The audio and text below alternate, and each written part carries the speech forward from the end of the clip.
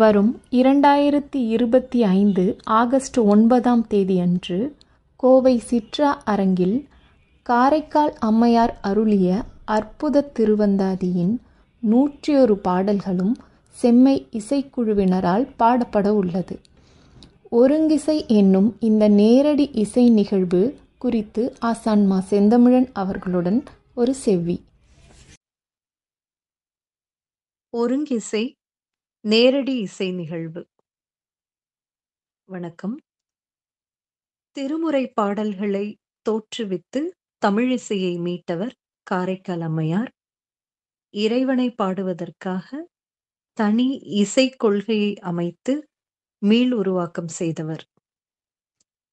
101 பாடல்கள் உள்ள அற்புத திருவந்தாதி, 20 பாடல்கள் கொண்ட திரு இரட்டை மணிமாலை மற்றும் 11 பாடல் உள்ள இரு பதிகங்களின் 2 பாடல்கள் உட்பட 143 பாடல்களை அம்மையார் பாடியுள்ளார். ஒவ்வொரு பாடலிலும் இறைவன் மேல் அவருக்கு இருந்த காதலையும் வியப்பையும் வெளிப்படுத்தியிருப்பார்.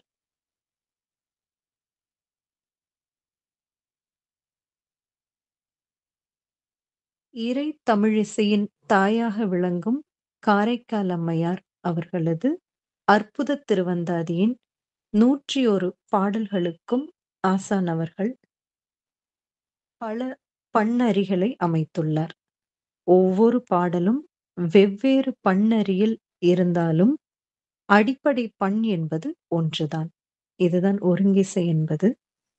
வரும் ஆகஸ்ட் 9 ஆடி 24 சனிக்கிழமை ஆடி முழு நிலவன்று மதியம் 3 மணிக்கு மேல் கோவை சிற்றா அரங்கத்தில் இந்த ஒருங்கிசை நிகழ்வு நடைபெற உள்ளது. இது பற்றி ஆசான் அவர்களுடன் உரையாடலாம்.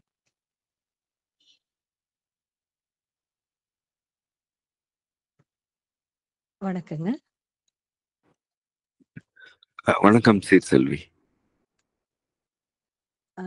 இதுவரை 2 இடங்கள்ல நேரடி இசை நிகழ்வு நடந்திருக்கு. இது கேட்கலாமா இல்ல அற்புத திருவந்தாதி பத்தி பேசலாமா? முதல் ஆமா, நேரா அதுக்கே போயிடுவோம். திருவந்தாதிக்கு போயிடலாமா? அற்புத திருவந்தாதி இதுல செம்மை இசை கோவையில 4 பாடல்கள் இதுவரை வந்திருக்கு. இந்த அற்புத திருவந்தாதி பற்றி சொல்லுங்க. அற்புத திருவந்தாதி என்பது அறிமுகத்தில் நீங்கள் குறிப்பிட்டது போல இறை இசை மரபை தொடக்கி வைத்த தோற்றுவாய். அது அதற்கு முன்பு தமிழ்கழகம் இருந்தது. 3 கழகம் இருந்ததாக நமது வரலாறு கூறுகிறது. கடைக்கழகம் 3வது அல்லது கடை தமிழ்கழகமும் ஒரு செயலிழந்த நிலையில்தான் அம்மை இறையருளால் எழுச்சி பெற்று அற்புத திருவந்தாதியை பாடுகிறார் என்பதனை நாம் புரிந்து கொள்கிறோம். தமிழ் கழகம் இருந்த வரை மொழி மக்களிடையே இசையாக எடுத்துச் செல்லப்பட்டது, நாடகமாக எடுத்துச் செல்லப்பட்டது. மக்களுடைய வாழ்க்கை முறை, வழக்காறுகள், அறக்கொள்கைகள் ஆகியனவெல்லாம் கழக பாடல்கள் வழியாக, அதாவது நாம் அறிந்த கலித்தொகை, நற்றிணை, குறுந்தொகை, அகநானூறு, புறநானூறு போன்ற தொகை நூல்கள், இவை எல்லாமே அந்த கழக நூல்கள். கழகம் என்பதுதான் தமிழ் சொல். அதாவது சங்கம் என்று தமிழ் கழகத்தில் இருந்த பாக்களில் அந்த சங்கம் என்று அது அழைக்கப்படவில்லை, தமிழ் கழகம் என்றுதான் அழைக்கப்பட்டது. இறையனார் அகப்பொருள் உரையில் கழகம் என்றுதான் குறிப்பிடப்பட்டிருக்கிறது. அதனால்தான் நாம் எப்பொழுதுமே கழகம் என்று கூறுகிறோம். கழகம் என்ற சொல் பலர் கூடி இருப்பதை குறிப்பது. ஒரு வட்டம், அது வட்டம் என்று பொருள் கொள்ளத்தக்கது. இப்படி ஒரு கழற்சி காய் என்று ஒரு காய் இருக்கிறது, அது உருளை வடிவமானது. அந்த வட்ட வடிவம் காலில் இந்த பெண்கள் ஒரு சில வேளைகளில் ஆண்களும் அணிந்திருப்பது கழல். அதாவது எது வளைத்திருக்கிறதோ, ஒரு உறுப்பை வளைத்து இருப்பது கழல். அதுபோல கழகம் என்பது அது ஒரு வளைத்து கொண்டிருக்கும் ஒரு அமைப்பு. அது தமிழ் கழகம் என்றால் தமிழை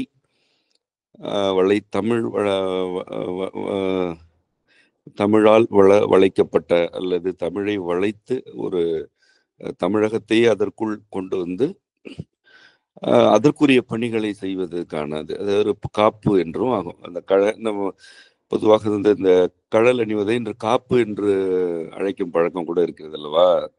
கையில் காப்பணிதல், காலில் காப்பணிதல் என்று காப்பு, அது காப்பு என்றும் ஆகும். கழல் என்பது இவ்வாறு பொருள் கொண்டது. அதனால கழகம் அதிலிருந்து வருகிறது. தமிழ் கழகம் என்பதுதான் முறையான நாம் வழங்கிய சொல். சங்கம் என்பது அயலவர்களுடைய சொல்லது. குறிப்பாக சமணர்கள் தான் சங்கம் அமைத்தார்கள், புத்தர்கள் சங்கம் அமைத்தார்கள். அவர்கள் மந்திரம் என்று அழைக்கக்கூடியதே சங்கம் சரணம் கச்சாமி என்று அவர்கள் அழைத்துக் கொள்வார்கள் தங்களை. சங்கம் என்பதனை ஒரு கூட்டத்திற்குரிய சொல்லாக தமிழகத்தில் அவர்கள்தான், அயல் சமயத்தவர்கள் தான் பயன்படுத்தினார்கள். அது பின்னாளில் என்னவோ அது சங்கம் என்பதுதான் தமிழ் சொல் என்று புரிதல் இருக்கிறது. சங்கம் என்பதனையும் தமிழ் சொல்லாக கொள்வது ஒன்று தவறு என்று கூறவில்லை. ஆனால் தமிழ் கழகம் என்றுதான் இறையனார் அகப்பொருள் உரை கூறுகிறது. ஆகவே நாம் அதனை புரிந்து கொள்ள வேண்டும். இந்த கழகம் வழக்கொழிந்த பிறகு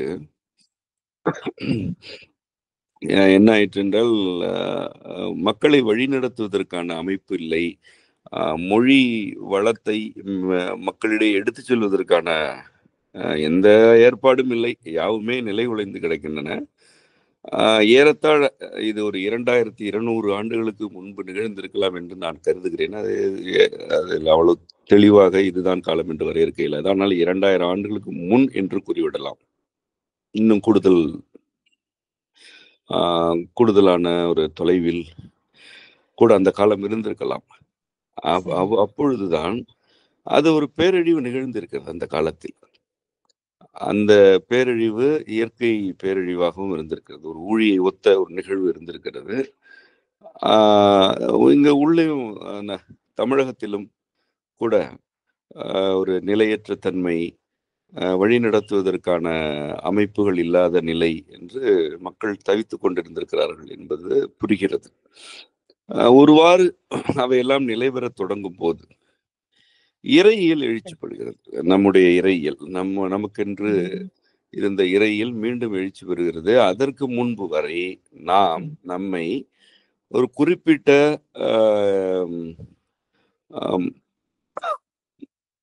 ஒரு மத வழிபாட்டு என்று மதம் என்கிறோம், சமயம் என்று கூட கூறலாம். அந்த அடிப்படையில் நம்மை நாம் அடையாளப்படுத்திக் கொள்ளவில்லை. ஆனால் இறையியல் பல்லாயிரம் ஆண்டுகளாக இருந்து வருகிறது. அது நம்மிடம் இருக்கிறது. அதாவது புறநானூற்றில் உள்ள சில பல்லாயிரம் ஆண்டுகளுக்கு முந்தைய புறநானூற்று பாடல்கள் எல்லாம் நம்ம இறைவன் திருக்கோயில் பற்றிய குறிப்புகள் இருக்கின்றன. ஆகவே நமக்கு இறையியல் என்பது அடிப்படை. இறையிலிருந்துதான் மொழி வளர்கிறது. அதாவது நம்முடைய தமிழ் கழகமே இறைவனால் அமைக்கப்பட்டது. முக்கண்ணனார் அமர்ந்திருந்தார், முருகவேள் இருந்தார், அகத்தியர் இருந்தார் என்றுதானே நமக்கு பதிவு இருக்கிறது. ஆகவே இறையியல் என்பது புதிதாக வளர்ந்ததல்ல. ஆனால் அது அடிநாதமாக இருந்ததை அன்றி மேலெழுந்து ஒரு சமயமாக இல்லை. சமயம் வேறு, இறையியல் வேறு. சமயம் என்றால் குறிப்பிட்ட சடங்குகள், சில விதிமுறைகளை கடைபிடித்தல், ஆடைகள், சீருடை போன்று, அதாவது இந்த சமயத்தவர் என்றால் இந்த சீருடை அணிய வேண்டாம், முடியை நீட்டிக்கொள்ள வேண்டுமா, மழிக்க வேண்டுமா, கையில் எந்த களத்தை வைத்து பிச்சை எடுக்க வேண்டும், எல்லாவற்றுக்குமே விதிமுறைகளை வகுத்து விடும். சமயம் என்றாலே விதிமுறை தான். எந்த கிழமை எங்கு செல்ல வேண்டும், எந்த எப்படி வழிபட வேண்டும், நாள் பார்ப்பது, கோள் பார்ப்பது, காலையில் என்ன உண்ண வேண்டும், மதியம் என்ன உண்ண வேண்டும், எப்பொழுது எதனை உண்ணக்கூடாது, வாழ்க்கையின் ஒவ்வொரு நடவடிக்கையுமே விதிகளால் வரையறுத்து கொண்டே இருக்கும். சமயம் என்பதே அதுதான். இன்றைக்கும் அதுதான், அன்றைக்கும் அதுதான். ஆனா இந்த மாதிரியான சமயம் நம்மிடம் இல்லை. இறையியல் இருந்தது. மக்கள் திணை வாழ்க்கையில் இருந்தார்கள். நாம் திணைக்கென்று ஒரு தெய்வத்தை வழங்கிவிட்டோம். அதாவது குறிஞ்சிக்கு செய்யோன், முல்லைக்கு மாயோன் என்று திணைக்கு ஒரு தெய்வம். அவரவரும் அந்தந்த திணைக்குரிய தெய்வ வழிபாட்டில் இருந்தனர். அடிப்படையில் இறையியல் இருந்தது. விடுதலை வாழ்வியல் அது. அது எந்த சடங்கிற்கும் கட்டுப்பட தேவையில்லை. அதேவேளை திணைக்குட்பட்ட வாழ்க்கை என்ன விதிமுறைகள் எல்லாம் வைக்கிறதோ அந்த நிலத்திற்கேற்ற வாழ்க்கை, பருவம் என்று அழைக்கப்படக்கூடிய பொழுதிற்கேற்ற வாழ்க்கை, அந்தந்த நிலத்திற்கு திணைக்கு உரிய தெய்வம் என்று அற்புதமாக இருந்த காலம் அது. இந்த வாழ்க்கை முறைதான் சிதைந்து போனது. இது சிதைந்து போகும் பொழுது அயல் சமயத்தவருடைய வருகை இருக்கிறது. வைதிகம், புத்தம், சமணம், இந்த மூன்றுமே ஒரு படையெடுப்பு போல் உள்ளே வருகிறது. இதில் வைதிகர்கள் ஏற்கனவே உள்ளே வந்து விட்டார்கள். அவர்கள் கலந்து வாழ்வதற்கான முனைப்போடு இருந்ததை பல பாடல்களில் அறிகிறோம். அவர்கள் தொடக்கத்தில் ஒரு ஆதிக்கம் செலுத்தவில்லை, மாறாக கலந்து வாழ்வதற்கான முனைப்பு காட்டினார்கள் என்பது, கலந்து விட்டார்கள், தமிழ் கற்றுக்கொண்டு கலந்து விட்டார்கள் என்பதை பல பாடல்கள் இருப்பாங்க. அது தனி தலைப்பு. ஆனால் நேரடியாக தாக்குதலில் ஈடுபட்டவர்கள் என்று சமணர்களையும் பௌத்தர்களையும் கூறிவிடலாம். அவர்கள் கலக்கவில்லை, மாறாக இங்கே இருந்த தமிழர்களுடைய வழக்காறுகளை சிதைப்பதிலும் அவர்கள் மீது அவர்களுடைய கொள்கைகளை திணிப்பதிலுமே ஈடுபட்டனர். இப்படி இருக்கும்போது வைதிக நடைமுறைகளும் இங்கே எழுச்சி அடைந்து விடுகின்றன. அதாவது அதுவரை கலந்து இணங்கி இருந்தவர்கள் இப்பொழுது எழுச்சி அடைகிறார்கள். எழுச்சி அடைந்து ஆட்சி செலுத்த தொடங்குகிறார்கள். குறிப்பாக களப்பிரர் காலம், பல்லவர் காலம் வரும்பொழுது சமணம் தான் அவர்களுக்கு அரசு சமயம், பல்லவர்களுக்கு. களப்பிரருக்கும் அப்படித்தான். புத்த மதத்தை ஆதரிக்கிறார்கள், ஆனால் வைதீகத்துக்கு முன்னுரிமை கொடுக்கிறார்கள். அது ஒரு குழப்பமான ஒரு தமிழ் வழக்காறுகளுக்கு புறம்பாக இருக்கும் எல்லாவற்றுக்குமே ஆதரவு என்ற நிலைப்பாடு வந்துவிட்டது. அது அயல் சமயத்தவருடையது. அதில் இறைவனுடைய நமக்கென்று இருந்த இறையியலின் மீது அவர்கள் பல்வேறு அவதூறுகளை வீசுகிறார்கள். அவற்றுள் ஒன்று உங்களுக்கு இறைவனே இல்லை என்பது. அதாவது இறைவனே இல்லை, தேவர்கள் தான் எல்லாம். அது வைதிக நம்பிக்கை. இன்றைக்கு அதெல்லாம் வழக்கொழிந்து போய்விட்டது. சில சடங்குகள் இருக்கின்றன, மற்றபடி அது ஒரு அவர்கள் அப்படி ஒரு கொள்கை என்று கிடையாது. அது இந்த கோயில்களிலும் வீடுகளிலும் ஏதாவது வேண்டும் என்று தீ வளர்த்து அதில் எதையாவது எரிக்கும் வழக்கம் இருக்கிறது அல்லவா. இது அந்த பொருட்களை போட்டு அந்த புகை மேலே போய் தேவர்களை குளிர்விக்கும் என்பதுதான் அந்த எச்சம். அது ஒரு எச்சமாக இருக்கிறது. அது பெரிய தாக்கத்தில் இன்று இல்லை. ஒரு சில வழக்காறுகள் இன்று இருக்கின்றன. அவை கூட நம் இறையியலுக்கு மாறானவைதான். திருவாசகத்துல கூட சொல்லப்பட்டிருக்கு, வேள்வி என்பது நம் இறையியலுக்கு எதிரானது. ஆமா, நமக்கு வேள்வி உண்டு, அது வேட்டல் என்று சொல்கிறோம் அல்லவா, அந்த வேள்வி உண்டு. ஆனா அதுல இந்த பலி கொடுப்பது கிடையாது. நாம் வேள்வி வேற, அது பலி கொடுக்கிறது வேற. சரி. இந்த வைதிகம் அப்பொழுது பலி கொடுத்து கொண்டுதான் இருந்தது.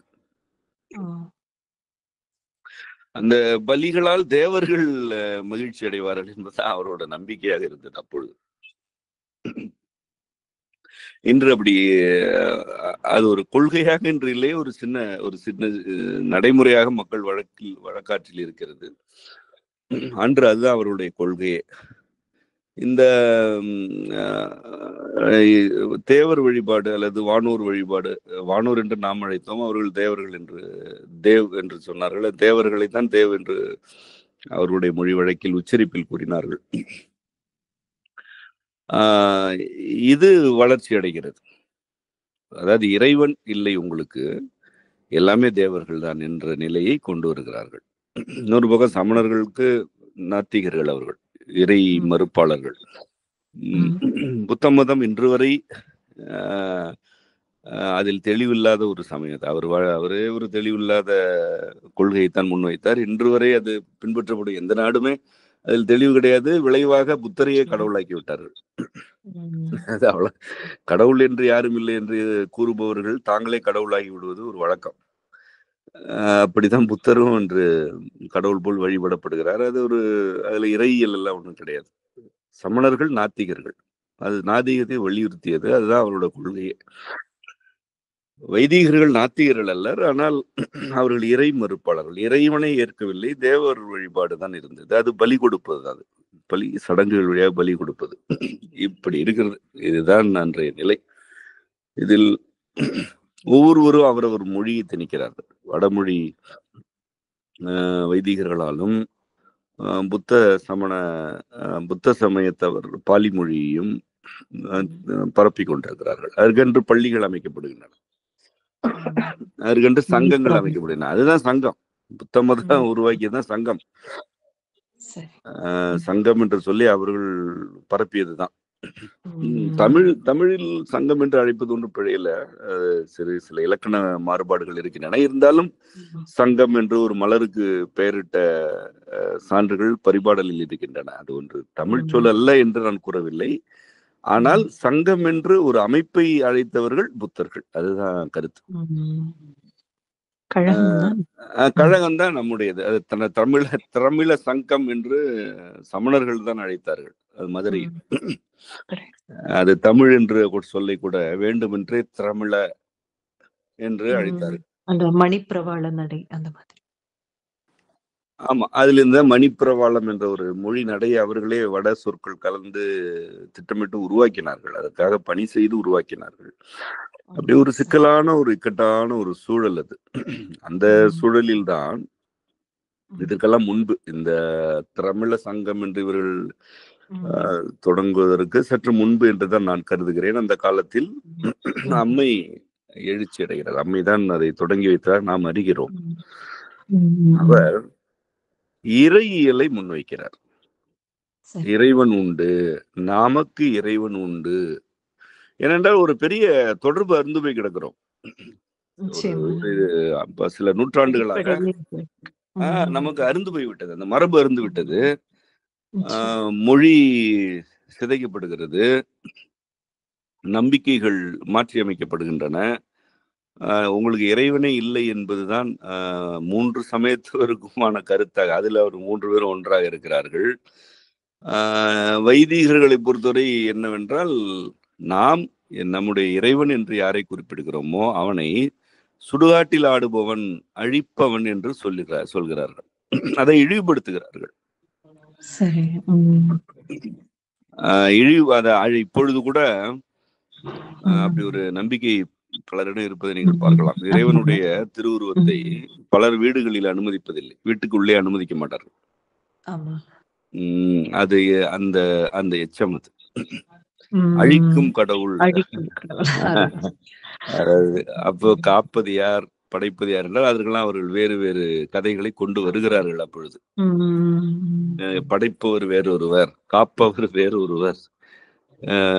நீங்கள் யாரை இறைவன் என்கிறீர்களோ அவன் அழிப்பவன், அவன் சுடுகாட்டில் ஆடிக்கொண்டிருக்கிறான் என்று உருவகப்படுத்தி இழிவு செய்து கொண்டே இருக்கிறார்கள். இது மிகப்பெரிய ஒரு நெருக்கடியாக இருந்த காலத்தில் எந்த ஒரு அமைப்பு பின்புலமும் இல்லாமல், எந்த அரசு ஆதரவு ஒன்றுமே இல்லாமல் ஒரு பெண் இவை எல்லாவற்றையும் தூக்கி வீசி இறையியலை நிலைநாட்டி விட்டு போனாள். அவள்தான் காரைக்கால் அம்மையார். அவள் எப்படி நிலைநாட்டினாள் என்றால், அவள்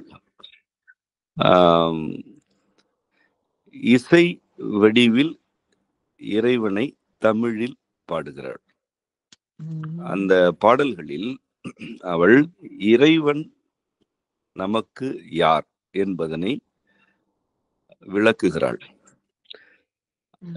ஒரு ஒரு பெருங்கூட்டமே, அதிகாரத்தில் இருக்கும் கூட்டம் இறைவனை அழிப்பவன், சுடுகாட்டில் ஆடுபவன் என்று கூறும்போது அதற்கு பதில் கூறுவது வேறு, அதுவே மிக கடினமானது. ஒரு பெண் எழுந்து வந்து முதல் பாடலை எப்படி தொடங்குகிறாள் என்றால், பிறந்து மொழி பயின்ற பின்னெல்லாம் காதல் சிறந்து நின் சேவடியே சேர்ந்தேன் என்று. அதாவது இவர்கள் வைத்த எல்லா கருத்துகளுக்கும் நேர் எதிரான ஒன்றை சொல்கிறாள். பிறந்து நான் இந்த மொழியை பயின்ற பின்னெல்லாம் என்று, நம்முடைய மொழியே ஒடுக்கப்பட்ட காலத்தில் மொழியை முன்னிலைப்படுத்துகிறாள். அந்த மொழியில்தான் இறைவன் இருக்கிறான் என்பதனை நேரடியாக கூறுகிறாள். இந்த மொழியை பயின்ற பின் தான் உன் மீது காதல் வந்தது என்று இறைவனை நோக்கி கூறுகிறாள்.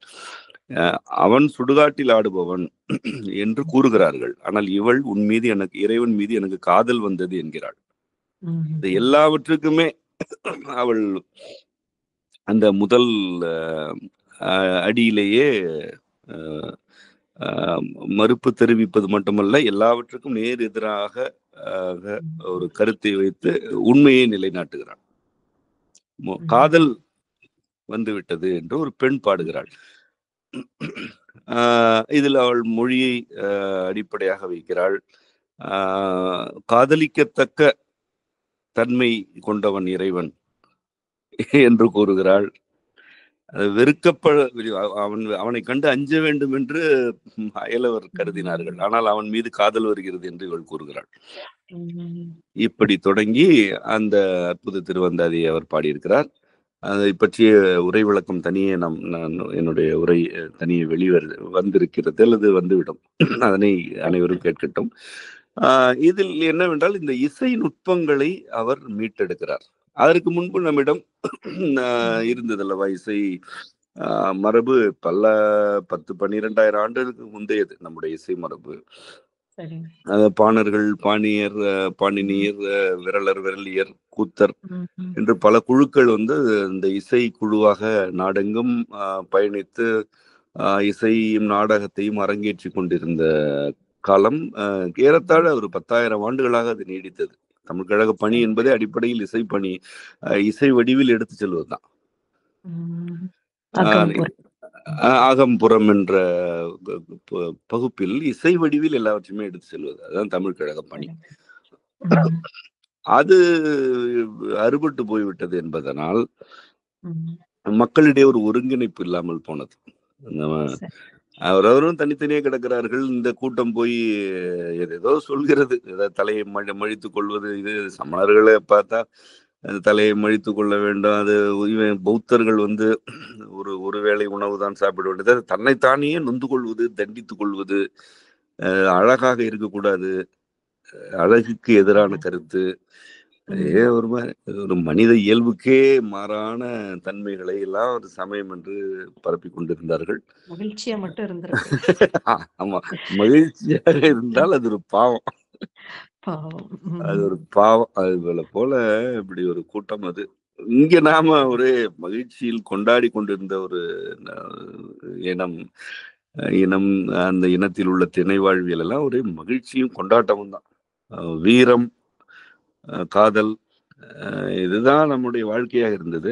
இந்த நிலத்தில் வந்து தலையை மழித்து கொள்ள வேண்டும், இவ்வளவுதான் உணவு, இந்த உணவு தான், பிச்சை எடுத்துதான் உணவு. இன்னொரு கூட்டம் பிச்சை எடுத்து உண்பதுதான் சிறந்தது, இன்னொரு கூட்டம் பெண்களை தொடுவது பாவம், அதாவது பிரம்மச்சரியமே சிறந்தது என்று இப்படியே கொண்டிருக்கும் பொழுது எல்லாவற்றுக்கும் எதிரான கருத்து நம்முடைய இறையில மீட்டெடுக்கிறாள்.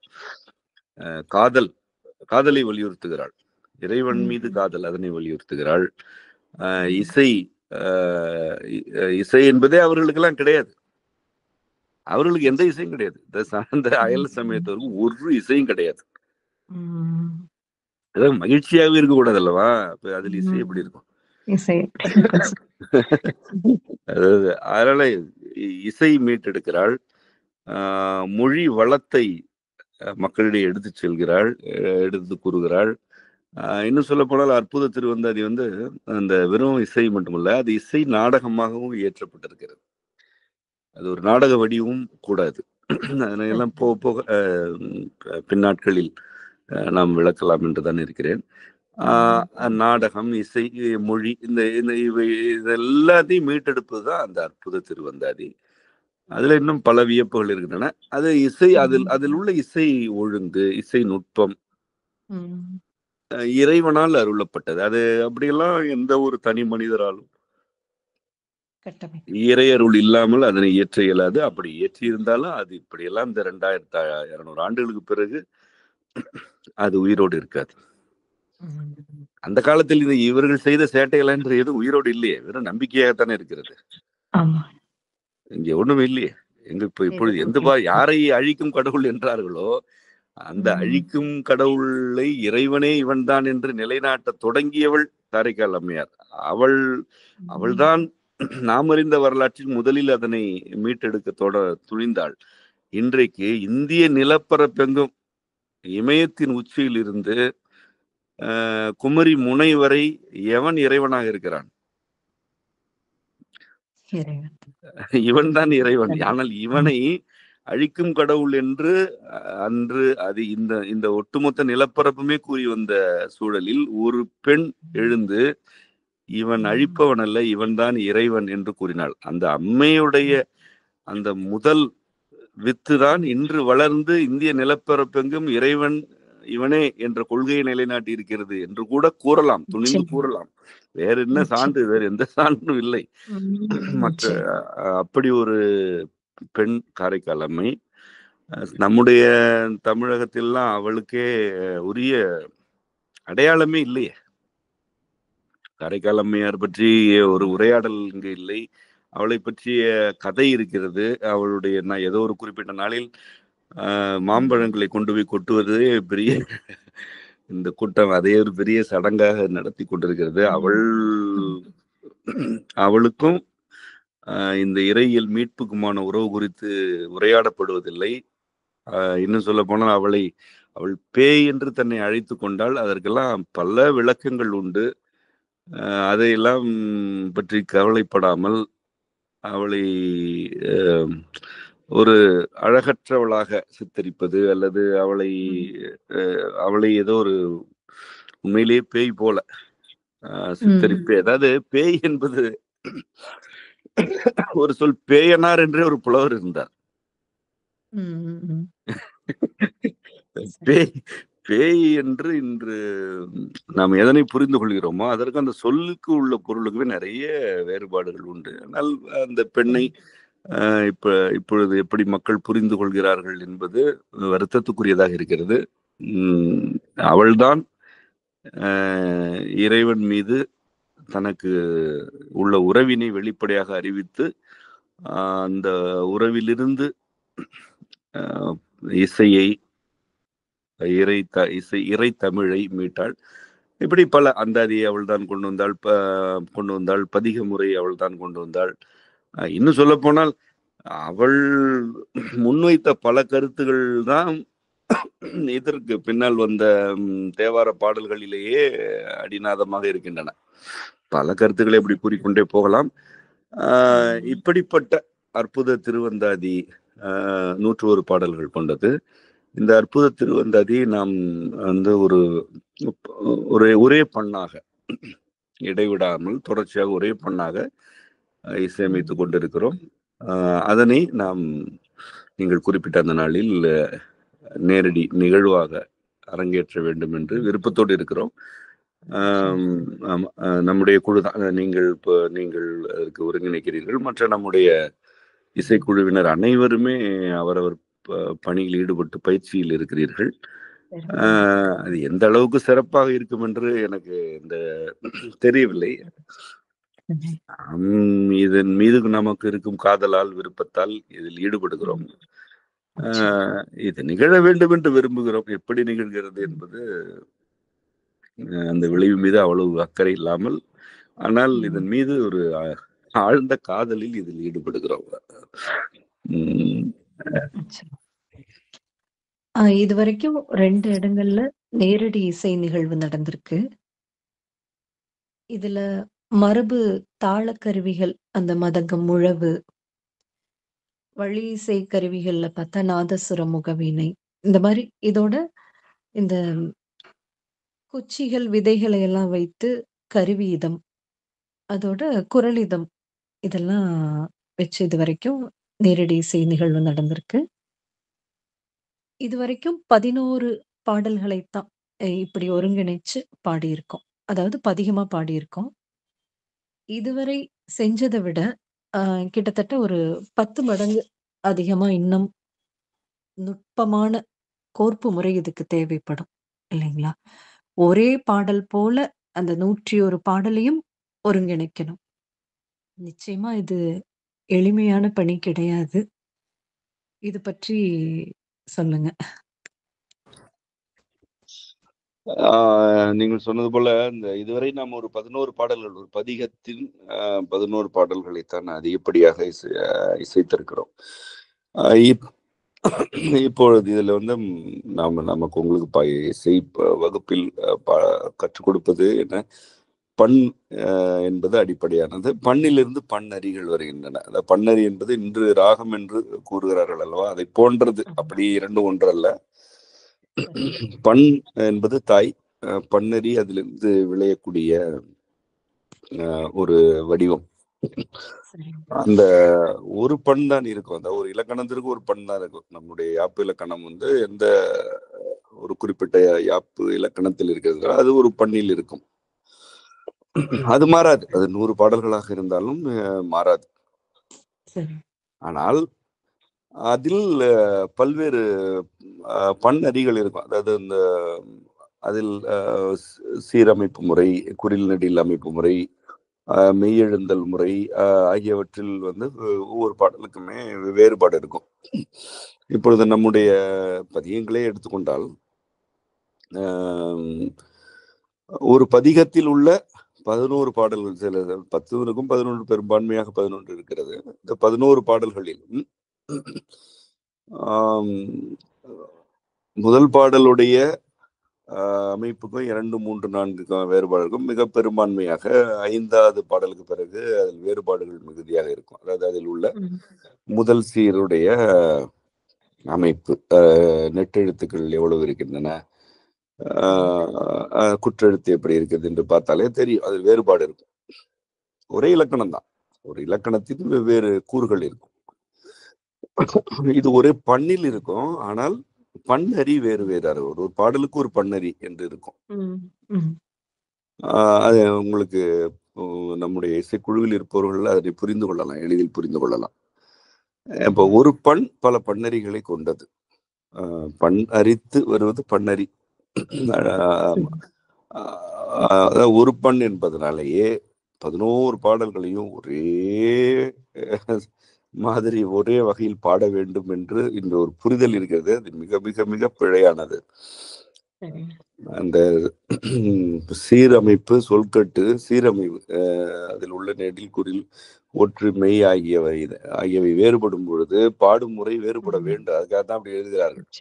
ஆனால் இன்றைக்கு என்ன நிலைமை இருக்கிறது என்றால், ஏதோ ஒரு பெயரில் ஒரு பண்ணை குறிப்பிட்டு விட்டு 11 பாடலையும் அது ஒரே போல் அதற்கேற்றவாறு மாத்திக்கிறாங்க. ஆமா, குறிலை நெடிலாக்குவது, நெடிலை குறிலாக்குவது. இவர்கள் ஏதோ ஒரு இலக்கணத்தை பிடித்து கொண்டு அதனை இதன் மீது திணிக்கிறார்கள். அது அப்படி இல்லை.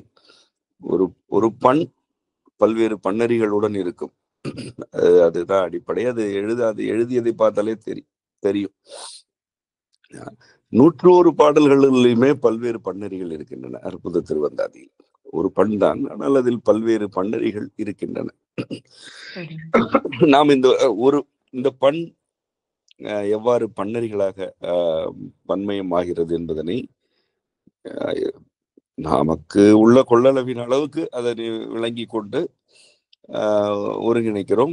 இவ்வாறு ஒருங்கிணைப்பதற்கு அடிப்படை என்னன்னா ஒருங்கிசை. இதனை தான் ஒருங்கிசை என்கிறோம். அதாவது நீங்கள் கூறியது போல நம்மிடம் என்ன இருக்கிறது, கருவி இசைக்கருவிகள் என்று பார்த்தால் சில கருவிகள் இருக்கின்றன. அவற்றில் இதக்கருவிகள் சலங்கை, மணி, விதைகள், குச்சிகள், இதுபடி பல இதக்கருவிகள் இருக்கின்றன. குரல் இதம் தனியே இருக்கிறது. குழுக்குரல், அதில் குறுங்குழு, பெருங்குழு என்று ஒரு பகுப்பு இருக்கிறது. தனிக்குரல் இருக்கிறது. இவ்வளவையும் இணைக்குரல் இருக்கிறது. இப்படி நாம் பகுத்து வைத்திருக்கிறோம். இதற்கு இந்த பாடல்களை நாம் இவ்வாறு தான் பாடி பயிற்சி எடுக்கிறோம். இவ்வளவையும் ஒருங்கிணைக்க வேண்டும். இவ்வளவும் ஒரு கட்டுக்குள் இருக்க வேண்டும். 101 பாடல்களுக்கும் ஒரு கட்டுக்குள் இருக்க வேண்டும். ஆனால் ஒரே வகையில் இருக்கக்கூடாது. வெவ்வேறு தன்மைகளுடன் இருக்க வேண்டும். ஆனால் யாவுமே ஒரு ஒருங்கமைவுக்குள் இருக்க வேண்டும். ஆகவேதான் இதனை ஒருங்கிசை என்று நாம் கூறுகிறோம். இந்த ஒருங்கிசைக்கு அடிப்படையாக இருப்பது அதனுடைய சுர இருக்கை, சுரங்களின் இருக்கை. உங்களுக்கு பயிற்சியில் அந்த சுர இருக்கைகளை எல்லாம் கற்றுத்தருகிறோம். சுர இருக்கை, அந்த சுர இருக்கையிலிருந்து வெளிவரும் சுர கட்டு, சுரக்கட்டு, அதன் பிறகு சுரவரி என்று படிநிலைகளை உங்களுக்கு கற்றுத்தருகிறோம். அந்த சுர இருக்கை முறையானதாக இருக்கும்போது எல்லா பாடல்களும் 101 பாடல்கள் அல்ல, அம்மையார் 1001 பாடல்கள் இயற்றியிருந்தாலும் அந்த பாடல்களுக்குரிய சுர இருக்கை யாது என்பதனை விளங்கி கொண்டால் அந்த எல்லா பாடல்களையுமே அவர் இயற்றிய ஒழுங்குக்கு மாறுபாடு இல்லாமல் நம்மால் இசைத்து விட இயலும். அந்த அடிப்படையில் தான் இப்பொழுது சுர இருக்கை நாம் விளங்கி கொண்டு அதிலிருந்து சுரக்கட்டு, சுரவரி ஆகியவற்றை எல்லாம் விரித்து இந்த ஒருங்கிசையை அமைக்கிறோம். இதில் எல்லா கருவிகளுக்கும் இதே சுரவரி தான். குரல் குழு குரலுக்கு இதுதான், தனி குரலுக்கு இதுதான். ஆனால் வெவ்வேறு பன்னரிகளோடு அது இருக்கும். இதுதான் இதோட கட்டமைப்பு. சரி.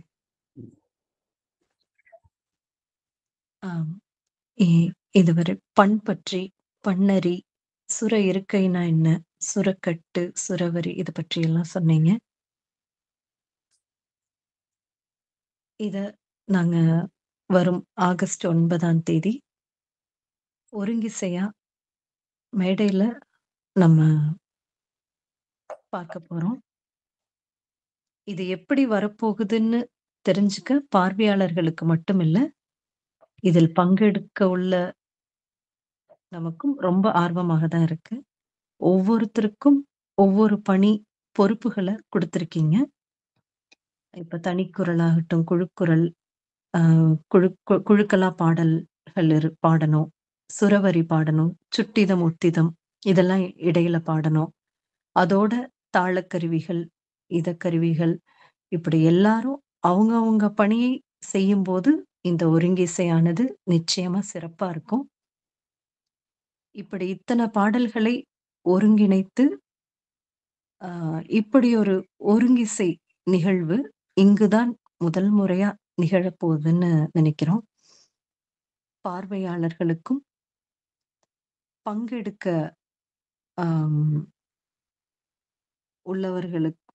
பார்வையாளர்களுக்கும் பங்கெடுக்க உள்ளவர்களுக்கும் இந்த ஒருங்கிசையானது பெரும் பேருன்னு தான் சொல்லணும். மிக்க நன்றி. நன்றி சீர்செல்வி. இந்த செவி மடுப்போர் அனைவருக்கும் அம்மையப்பர் அருள் நிறைவதாக. நன்றி.